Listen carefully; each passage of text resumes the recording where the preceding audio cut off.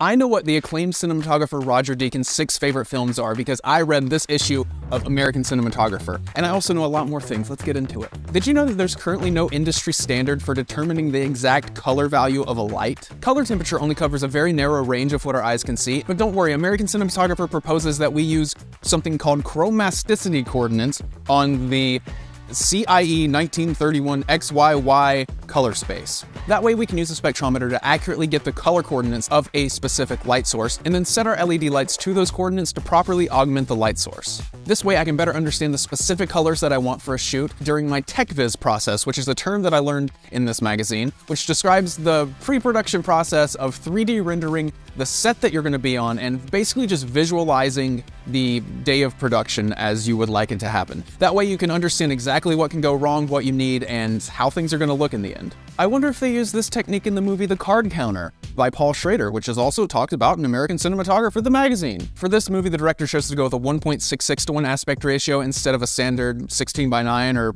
whatever, blah, blah, blah. And he did this to essentially shrink the edges of the screen so that the audience is focused on the character and not the character's surroundings. The poker scenes in this movie were filmed with light matte Spectrum 4s with egg crates and diffusion. And light matte Spectrum 2Ls were used as eye lights for the poker players, except for the main character, who didn't have an eye light at all, if I understand it correctly. And this was to better give the idea that you couldn't read this character. You couldn't look into his soul, if you will. He had a blank face, a poker face. I think that's a really interesting way of using cinematography and lighting to help mold the character. They also did this really cool thing in the movie where they used an Intania fisheye lens on a 2:1 aspect ratio to give the viewer a real sense of claustrophobia.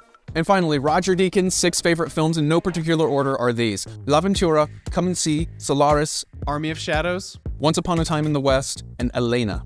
And he says when he's shooting a film, he tries to eliminate as much dialogue as possible and only show visuals. And he also says that the more you plan a shoot, the more you can improvise. What do you guys think about that?